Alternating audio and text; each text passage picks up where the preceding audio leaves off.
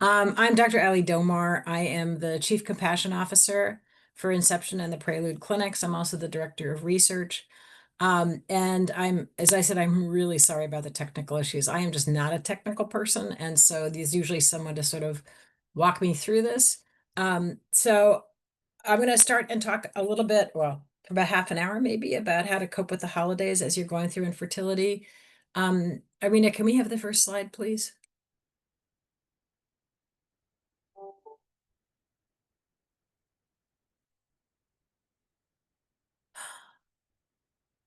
There we go. I don't know what. Can we have the first slide? Absolutely. Allow me one moment.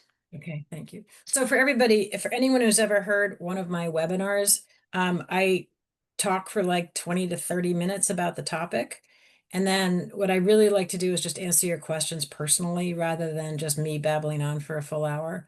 And so Arena can actually tell you how to lead questions. What we found a couple months ago is it's a lot more fun if you raise your hand when we do Q&A, and then I just ask you your question, then I talk to you directly. But if you don't want to go live, if you could just put your question into the chat room, and then Arena will sort of coordinate it at the end. So I'm ready to go, but as I said, I'm really hoping we'll get a lot of questions because it makes it way more fun than just listening to me. So could we please have the next slide, please? So, you know, the holiday season, can be absolutely magical. When you were a kid, I remember when I was a kid, I couldn't sleep on Christmas Eve because I was so excited about Santa coming. And, I would sometimes sneak down the stairs to see the presents under the tree in the middle of the night.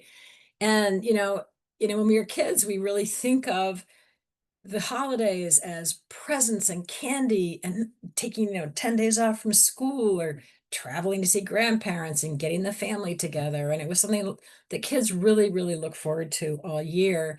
Um, but for adults, a lot of the shine actually can be taken off of it because it means you have to figure out what to buy for everybody. And all of us want to get the perfect gift for everybody we love. And you might end up doing a lot of cooking and baking and eating and drinking and travel, which right now is probably very challenging, decorating. And it also means you might well have time with challenging family members that might make you uncomfortable as you're going through infertility. So as you're going through infertility and or infertility treatment, any of these things can be triggers because, people might ask you what you want for a gift for Hanukkah or Christmas or whatever. And you may not want clothes because you might have gained weight for medications, or you want to wait to see if you may be pregnant soon. So any of the things that might have been magical when you were a kid might seem a whole lot less manageable or happy or joyful now. Next slide, please. And by the way, I'd added this to the slide. It didn't make it in. The other issue that people talk a lot about during the holidays, which could be a huge trigger, can be money. Because, we spend a lot of money this time of year buying gifts and traveling and everything else. And if you're paying out of pocket for treatment, or if you have co-pays or deductibles, money might be a massive issue for you right now. So things that can be a trigger for you during the holidays is people announcing their pregnancy. People like to do that. They like to go to Christmas parties and make a big announcement, or Hanukkah or whatever. I'm just going to say holidays. So people like to make pregnancy announcements at the holidays, and a pregnancy announcement, I'm sorry, can you go back? Sorry. A pregnancy announcement, during this time might be really hard for many of you. But also, you might be going to social events where there are pregnant women or newborns. You might be asked by intrusive family members or friends why you don't have kids yet. You may not be drinking alcohol based on your physician's recommendation, and people may say to you, "Why aren't you drinking? Are you pregnant? And why aren't you drinking if you're not pregnant?" There's the issue if you're in the middle of a cycle about how do you travel. If you're in the middle of an IUI cycle, you need to be at the clinic for an IUI. It's tough to travel with medications and to keep them at the right temperature. Um, and I've had a zillion patients say, they couldn't buy plane tickets to go home to their parents because they didn't know when their retrieval would be. And if it was going to be a little bit later, they couldn't fly home. And so, there's a lot of uncertainty when you're planning a cycle. A lot of services this time of year focuses on families and babies. I believe that sibling rivalry never dies. And so it might be very tough for you if you have siblings who've easily gotten pregnant and have lots of children, and God forbid, have accidental pregnancies.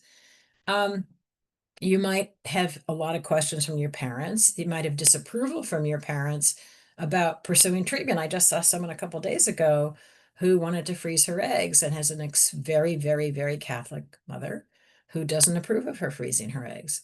I think you probably want to take a step back before you tell anybody what you're doing, by the way, in case it does not go with their belief system. You might feel like your parents are favoring your siblings because they have kids, or you might have a really hard time seeing them be joyful with their grandchildren that your siblings have had. And that might be very painful, especially if your siblings started trying after you did and then got pregnant easily and had the first baby. You might disagree with your partner about talking about infertility with friends and family members. And a lot of the time, if it's a male factor infertility, the partner doesn't want anyone to know and is really uncomfortable talking about it at all. You may disagree with your family about church attendance because, again, there are a number of religions that prohibit IVF.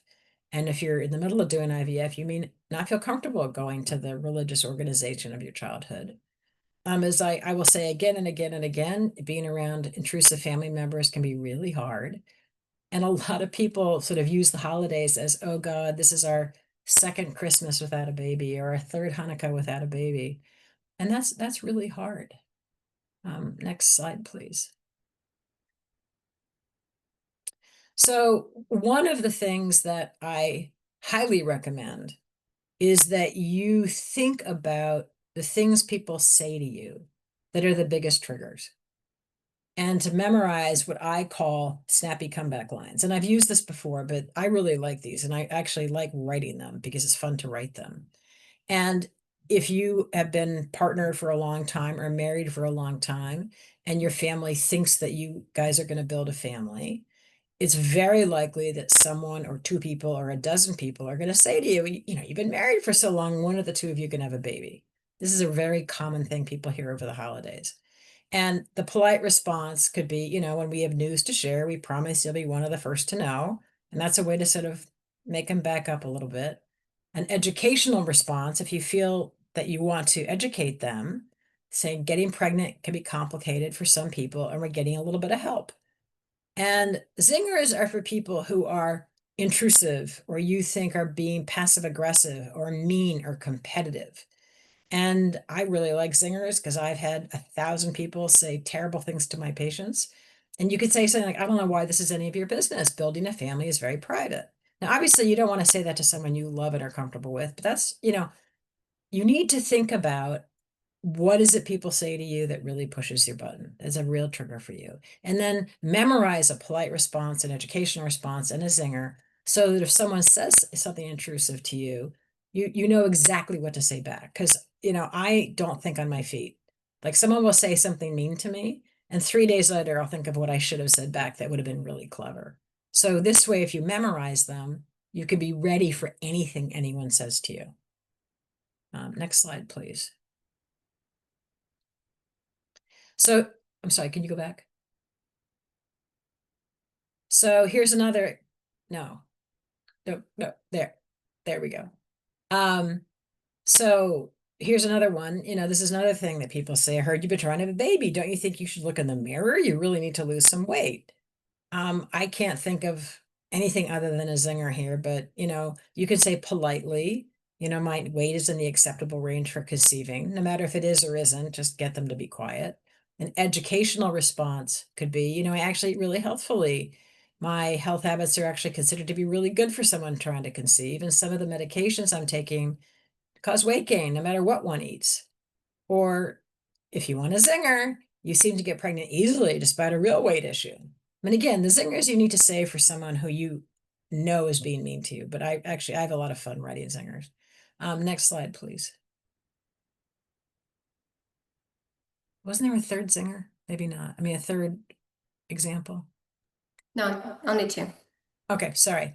So what can you do when the zingers don't work or thinking ahead of time doesn't work? What do you do if you have to go to holiday functions? What do you do if you have to go to a function where you know or suspect they're either going to be a pregnancy announcement or pregnant women or new babies? You need to make a plan ahead of time. If you're in your family's home or your partner's family's home, think ahead of time, what can you do to make it easier for you? You can offer to leave the room where all the pregnant people and babies are and offer to wash the dishes, or maybe go into a different room and watch a football game. But you need to create an exit strategy. You need to be prepared ahead of time, because you may think you're going to be okay, and then you walk into someone's house and there are two pregnant women you didn't expect to see there. And you need to have an exit strategy so you can develop a migraine, or ahead of time, you can get a stomach bug or get exposed to COVID, in quotes, where you just don't want to go. And it's really okay. Infertility is not a permanent crisis. And if you miss a few events this year because you can't get yourself to go, don't go. You can consider yourself under doctor's orders not to go. But if you traveled somewhere and you really can't not go, but you're feeling overwhelmed, take a walk. Ask your partner if you have one, if that you guys can go take a walk. Just tell people you're developing a migraine and go lie down to rest. Um, you don't need to play with children. You don't need to hold babies. And you don't need to have your hand placed on a pregnant belly to feel the baby kick. Maybe you could just say, I think I'm coming down with a cold, and then no pregnant woman or mother is going to want you near her. If there are babies or children on your gift list, please don't go to a toy store or a baby store. One really fun thing that a lot of my patients have done is they just, they go online or they go into a bookstore and they pick out the books they loved as a kid, like Harold and the Purple Crayon or Blueberries for Sale or Goodnight Moon or anything like that. And that might bring back happy memories for you. A lot of people don't think to give kids books. And so give kids books. It'll keep you out of the toy store and the baby store. Next slide, please.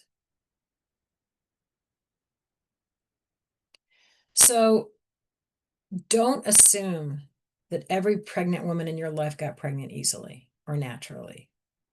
You might, your sister-in-law might not have said a word to you, and it might, and your brother has been forbidden to talk to you about it, but maybe she got pregnant on her fourth IVF cycle.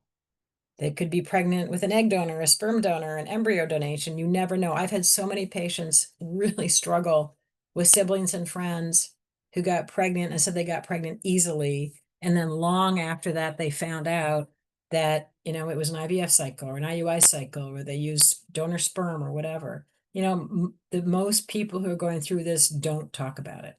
And they don't want to talk about it. They don't want people to know they used a sperm donor.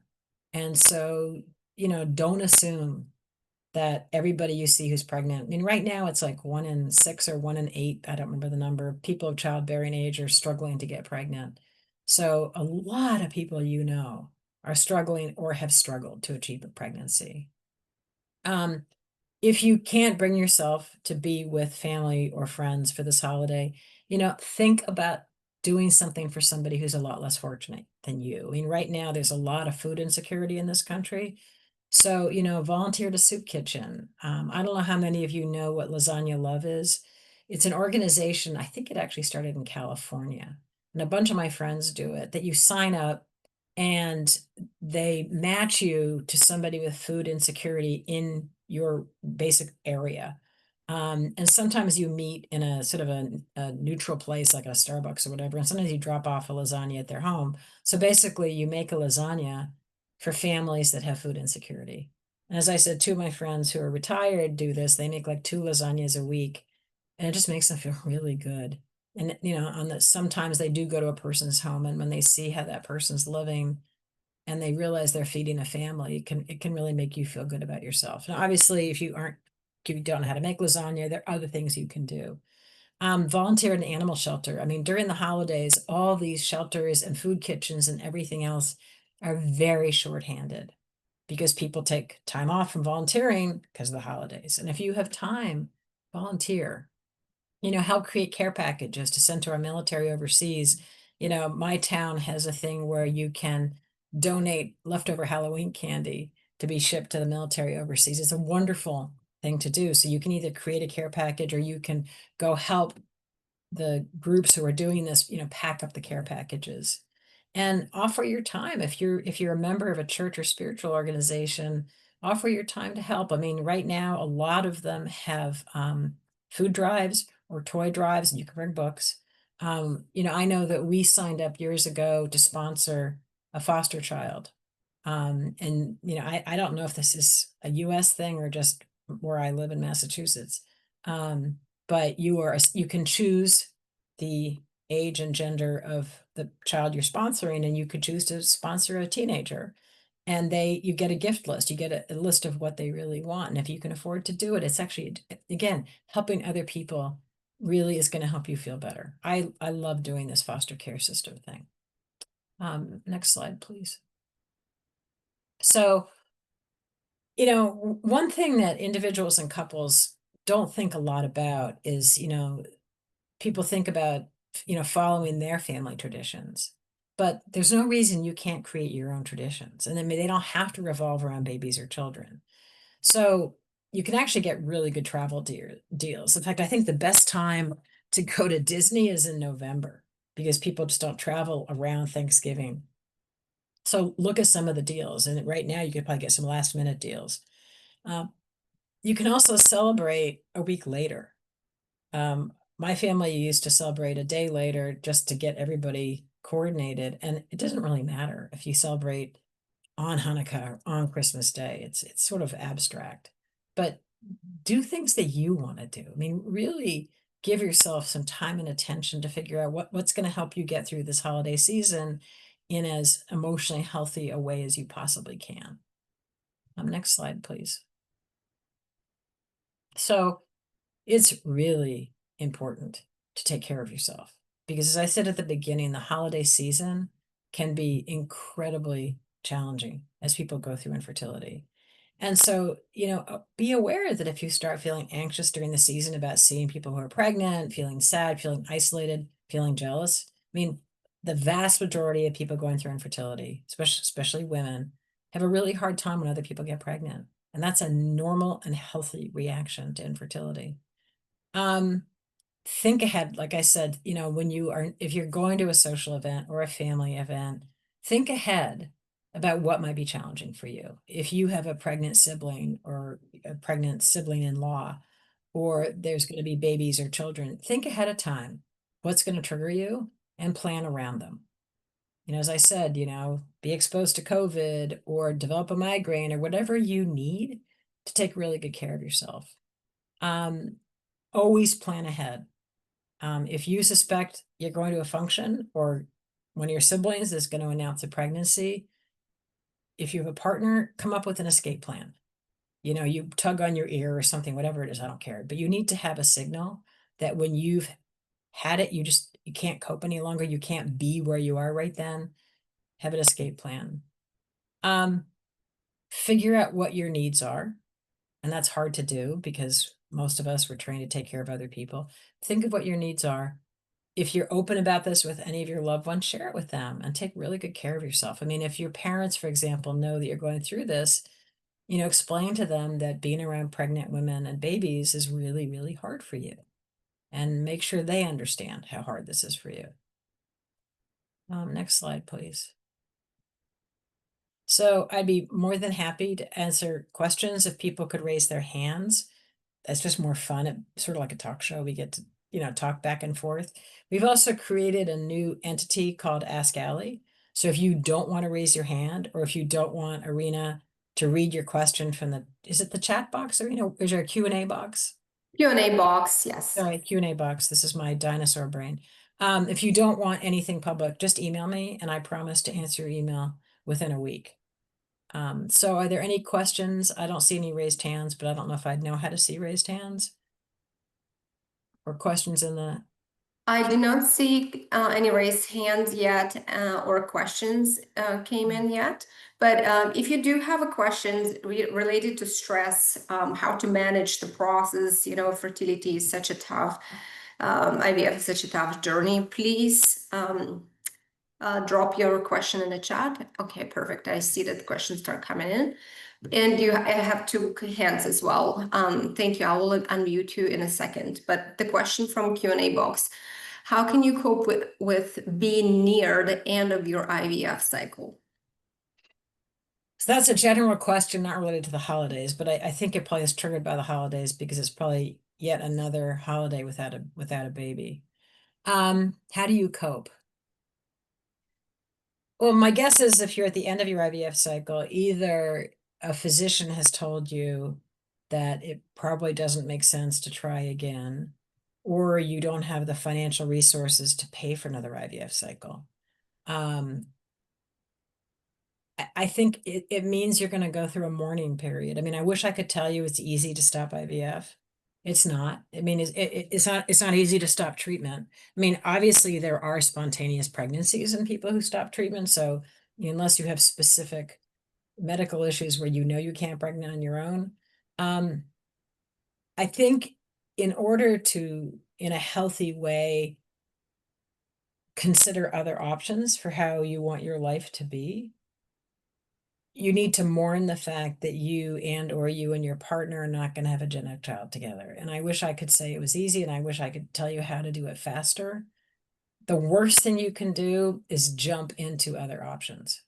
I've had patients, want to stop the pain, and they move on to donor egg or donor sperm or donor embryo or adoption too fast. And you really don't want to do that. You're just going to have to, go through the process and, ask your partner, if you have one, your loved ones, to support you. I've had a lot of patients write letters to what they had hoped to have from a child. And for some people, within a month or two, they are ready, seriously healthy and ready to move on to other options. And some people, it takes a long time. A lot of people spend a lot of their childhood, what do you want to be when you grow up? I want to be a mommy. And if you and your partner, or you alone, have decided that if you cannot have a genetic child, you're not going to have children, it's a long road. I mean, there used to be, gosh, like 30 years ago, someone wrote a book called Sweet Grapes, and it was about a child-free life after infertility. I'm sure it's out of print. I'm also sure there are probably lots of other books out there on how to cope with infertility treatment that didn't work. I will tell you that you will recover. The research on people after infertility is relatively reassuring, that people find a lot of meaning in their lives. You could, focus on nieces and nephews. And I was just watching the sappiest TV show called Sweet Magnolias. And of course, every TV show I watch has to have a section on infertility. And one of the main characters had gone through an IVF cycle and had poor ovarian reserve. And her partner was, saying to her, well, sort of, what should we do? What are we going to do about having children? And her answer was, I have many children in my heart, because she was very involved with her friends' kids. And, I know it's a sappy TV show, but it was actually, I really like the expression that they're children of my heart. I hope this is helpful. It's tough. It's very tough to be where you are, especially with the holidays approaching. But what I would say is take the best care of you that you possibly can. And don't be afraid to ask other people to meet your needs. Ali, I will stop sharing my slides actually, so I can everybody can see you better Okay, on screen, if sorry. that's okay. I don't like my light. And I will unmute now, Carly. Carly, you will be able to ask your question live. So please go ahead. Hi, Carly. Did she unmute herself? Oh, can y'all hear me? Yeah, Yes. we can. Okay, hi, how are you? Hi. You mentioned a couple of times, having like an escape plan when things became uncomfortable or upsetting or whatever. And just from experience, I have actually, I guess, done that in a way, but then it was kind of thrown back at me like I just didn't want to be involved, or, I was being selfish, or, things of that nature. And coming from people who I thought were, a little bit more supportive than what come to find out than they are, and that's okay. But I was just curious on how maybe even to handle that, because I have a big heart and I don't like to hurt people's feelings. I So, know, Carly, you're being very sensitive to people who are hurting you. And I understand that comes naturally to you to be nice to other people. I've actually in my career, I think I've seen 5 mothers-in-law because I had patients whose mothers-in-law were so insensitive that I said, you know what, bring them in here. And I'm going to give them a lecture on the psychological aspects of infertility and what's normal and what's not normal. I wish I could do that for every family member of anyone going through infertility to explain to them. You should do a seminar on that. We did, actually, Carly, we Okay. did, man, about 6 months ago. I think it was about 6 months ago, maybe more than that. Arena could tell me because she follows these things more than I do. We did do a webinar for family and friends, and it was really well attended. So maybe we need to do it again. And, and Ali, just a note here, we Yeah. actually have a library of the webinars that we recorded with Ali. So tomorrow I'll send out everyone email with the link to library, and you will be able to watch this webinar as well. Well, Okay. what you're going to make people do is drag everybody you love and make them watch it. It's designed for family and friends who don't understand about infertility. Right. And, there's some people we're never going to get them to get it. We're going to, probably have people from a previous generation not want to talk about it or be embarrassed or whatever else. But this is a time in your life where you need to be self-protective. And no, you're not being selfish. There's a big difference between selfish and self-care or self-nurturance. When you're being selfish, you're taking care of yourself at the expense of other people. Self-nurturing means you're caring for yourself in conjunction with the needs of other people. So you might have noticed from my slide, I didn't say, tell people to, jump off a bridge. I said, go wash dishes. So that's going to be helping other people. No one can say that you washing dishes or doing a lot of Right. laundry or whatever else is being selfish.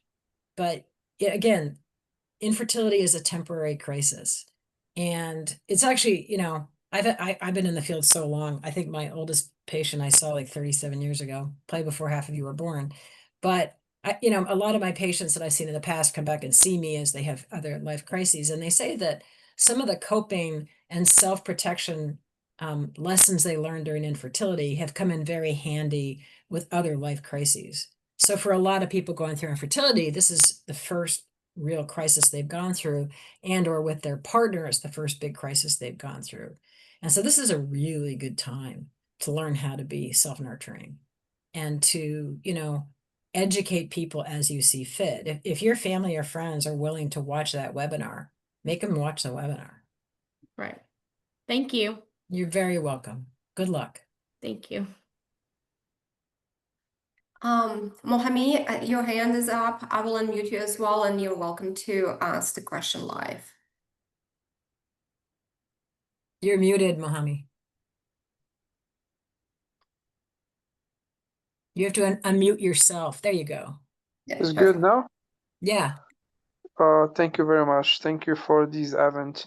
So my first question is, we did the exam for the sperm and it was 1.5 million. There is any chance to get the wife get pregnant with this amount of sperm? So that's a question that really should be addressed to a physician, not me, because I'm a psychologist. But I can tell you that you need to talk to an infertility doctor, but I think they'd probably be relatively encouraging that with treatment, you guys have a decent chance. Okay, thank you very much. Thank you. You're very Thank welcome. you. Good luck to you. Yeah, thank you. The next question is, how do I deal with all the baked goods holiday treats?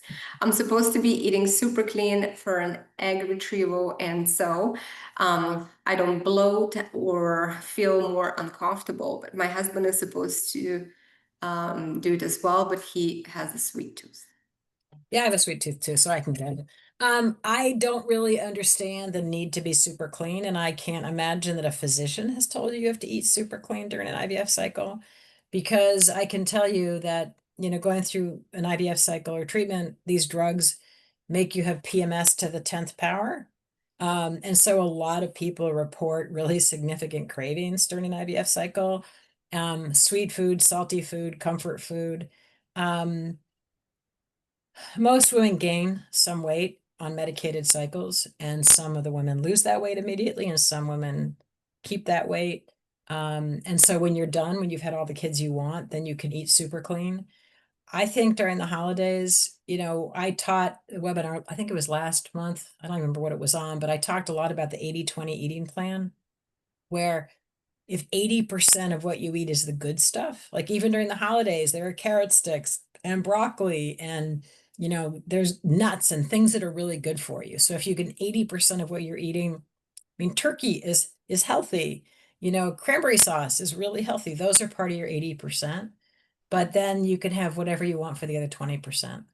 And so you can go to a Thanksgiving meal and have turkey and stuffing and a piece of pie if your breakfast and lunch that day were good. And just, there's so much misinformation out there about nutrition. And I think we're actually doing a webinar early in 2026, or I want to do a webinar early in 2026 with a nutritionist that I used to work with, who's very practical. And I'll tell you a funny story about her, and I'm sure I'll tell it again when she's on the webinar. Her first day working with me, I used to run an integrative care center at a big IVF center, and her first day happened to be my birthday. And we had a staff meeting to introduce her, and they brought in this beautiful chocolate cake to celebrate my birthday, and I love chocolate cake. And so I cut slices for the whole team, and all of us just sat there and waited to see if she was going to eat the chocolate cake. And as soon as she took a big bite, all of us dove in and ate our cake. So she's a very practical nutritionist, and I think she'd be a great guest on these webinars. But be very careful about alternative medicine practitioners telling you what you should and should not eat, because there is no diet that gets you pregnant unless you have diabetes or, gluten sensitivity or celiac disease. There's no food that's going to keep you from getting pregnant. And so I think especially during the holidays, it's really okay to eat that piece of pumpkin pie or the stuffing or whatever it is you want. Remember, I talked about self-nurturance. That also includes food. Thank you, Ali. Our next question is, it's very common in my family to pass around babies to hold. Any more tips about avoiding holding babies? Yeah. Yeah, you're coming down with a cold. You know, I know it's hard, especially hard for women, because everybody assumes that women want to hold babies. But, if you go up into a room and they're doing pass the baby, go wash dishes. Just you have to be and someone actually overheard me talking to a patient, and I was basically telling the patient to lie. And they asked me if that was really ethical for me to tell a patient to lie. And yeah, I do. I think little white lies to be self-protective are really okay. I mean, it's not like you're going to be doing this in 2 or 3 years. You're doing this now. You're going through this crisis now. And if you don't want to hold the baby, and I doubt a lot of people who are going through this want to hold the baby, just make something up. Pretend you have eczema on your hands or something, and you can't hold babies. I don't know. Make something up to protect yourself. Thank you, Ali. The next question is, any advice on going through transfer prep medicine over the holidays? I'm sorry. Any evidence about going through a transfer with medicine? Transfer preparation or medicine, I guess, Okay. over the holidays, possible transfer after the new year. Well, so, it sounds to me like you're doing a medicated first embryo transfer cycle. And, I think the only way the holidays get relevant is if you plan to travel during the holidays. And it depends on what medication you're on. I mean, some medications need to be refrigerated, some don't need to be refrigerated. I know that a lot of patients don't want to travel with meds because then they have to put it in somebody else's refrigerator. And just, I don't know, find a box, put your meds in it, wrap it in holiday paper, and then put it in the refrigerator, and no one will open it. I think it's tough if you don't know the day of your transfer, and if you have to be monitored close to the holidays, it probably means you can't travel, because a lot of clinics want to do blood work and ultrasound to know exactly when the best day for transfer is. Some clinics just tell you your transfer day, but that's probably a good question to ask your nurse to see if it's okay for you to travel during the holidays, and sort of what expectations are there of you in terms of medications and in terms of timing and everything else. It's tricky to travel when you're going through this. Thank you. The next question is, Dali, I have a coworker and friend who unfortunately had to go through IVF with his wife. We had our retrievals on the same day and FAT a few weeks apart. Their transfer was successful, mine was not. They are now nervous to be around my husband and I because they're scared to hurt our feelings. I'm overly beyond happy for them. It's a hard process, and I hate that they had to go through it. How can I communicate they don't have to walk on eggshells around us, and we are very happy for them? You are so gracious because it's relatively uncommon for someone going through this, especially at the exact same time of a friend or a coworker, and for the coworker to get pregnant and you not to get pregnant. So what a big heart you have. I would just tell them, I would write an email to them and just say to them exactly what you just said to me. Like, I know we are going through this at the same time, and my transfer was unsuccessful, but I am so happy for you, and I want to see you, and I want to be a part of your family's life. And I think they'll be really relieved to hear that. I mean, friends are really precious, and if you're comfortable being around them, you're amazing. Thank you. I actually see a hand up. Carly wants to ask another question. Okay. I'll unmute you.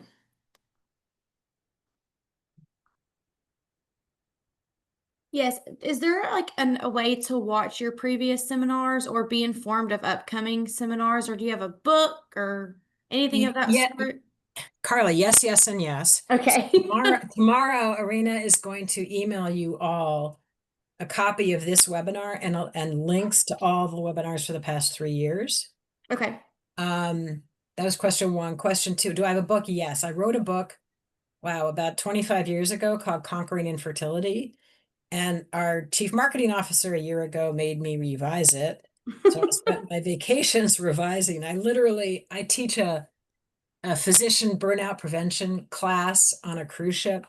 And I literally spent the time I was not teaching, I was not drinking, I was not by the pool, I was in the cruise ship library revising this book. So it came out about 3 months ago. It's called Conquering Infertility. If you're a Prelude patient, they will give you a copy for free. If you're not a Prelude patient, you could just hopefully get it anywhere. Although actually, my agent told me last week it was out of print already, so I'm hoping they'll do another printing. But, if you're a Prelude patient, you can just go in the waiting room and ask the receptionist for a copy. Okay. And then being like, what am I trying to say? Asked to be notified of like upcoming seminars that you have. I just randomly seen this on Facebook. Oh, Is where cool. I'd seen this one. No, social media works. Yeah. Prelude patients get an email about upcoming webinars. Okay. That is correct, yes. And the clinic as well advertising on the calendar. Yeah. Okay. It's on LinkedIn too. I know it's on LinkedIn because I get a little notification about it. Okay. Thank you. Thank you. The next question is, I made a mistake of telling my family members when transfer is November 19, and we will find out if it takes the first week of December. How does one negative disappointment right in the middle of the holidays if it doesn't take? Question mark. Any tips on verbiage? We are friends with particular person, Joanna Garcia of Sweet Mongolias, by the way. Oh, I'm sorry. What did she say about Sweet Mongolias? We are friends with Joanna Garcia of Sweet Mongolias, by the way. Seriously? This has been my binge show for like the last 3 weeks. I just had knee surgery, so I can't do a whole lot. So I've literally I'm on the last episode right now. So I've watched all 4 seasons in like the last month. How do you handle, you've told a lot of people you're having a transfer November 19th. You're going to find out early December if it worked. I'm a big believer. I mean, people do tell people about their IVF cycles. It's hard not to keep it, especially if you're excited about it. I'm a big believer in appointing a spokesperson, like a sister or a cousin or a best friend or your mom or somebody. And you communicate with them all the highs and lows. And if you're worried about telling people it didn't work, just ask that person to contact, let that person know who knows, and they will contact people. Again, this is the kind of stuff I'm talking about in terms of how can you nurture yourself as you go through this? How can you anticipate things that are going to push your button? And I think if it doesn't work, God forbid, then what you want to do is, how can you best protect yourself? And I think telling anybody it didn't work is hard. Telling your whole family and all your friends it didn't work is going to be excruciating. So just tell one person that you love and have them communicate with people. Ali, any advice on how to handle emotional aspect of fertility journey when patients using, medication such as clomiphene, because they feel so many times like crying, emotional, feel lonely, even if the partner around? So I addressed that during the webinar on family and friends, but I say if you are the partner of someone going through infertility and treatment, yeah, some of these meds that you take during treatment can cause mood swings. I have walked a lot of patients through IVF cycles and egg freezing cycles, and I know that perfectly nice, reasonable, intelligent people can become not reasonable and very difficult when they're undergoing treatment.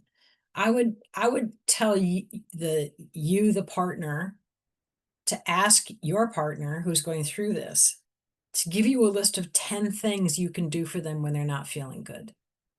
So they have to make the list when they're feeling okay. And then when they're not feeling good, you can go, oh, I'm going to try number 7, like bring home Haagen-Dazs or get takeout or draw a bath or whatever it is that they want you to do.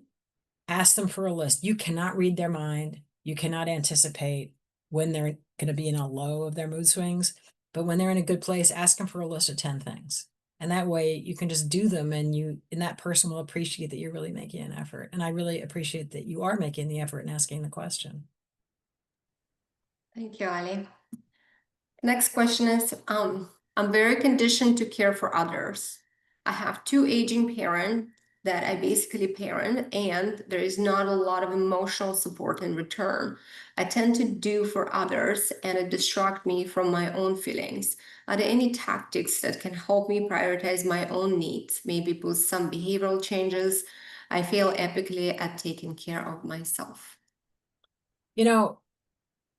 About 15 years ago, there was an ad in the New York Times magazine, and it showed a picture of a young man holding a baby. And the caption was, it was an ad by Sloan Kettering, which is the big cancer center in New York. And the caption was, breast cancer doesn't just affect women. And mammogram rates skyrocketed because women wouldn't take the time or the effort to get a mammogram for themselves, but they would do it for their families. And I think a lot of women are really programmed that it's not okay to take care of yourself.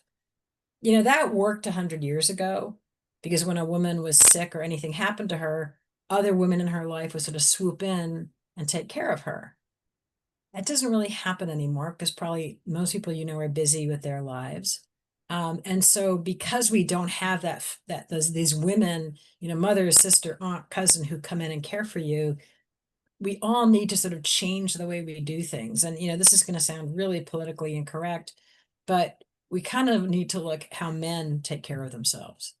And, men are really good at meeting their needs for the most part, and they're better than women for the most part. And I know that's an awful politically incorrect sexist thing to say, but it's true. I've been doing research on self-nurturance in women for like 25 years. Women really struggle taking care of themselves. And I think this is a good learning experience because you're young and you're trying to build your family. And it's really important at this stage in your life to learn how to better care for yourself and not feel guilty about it.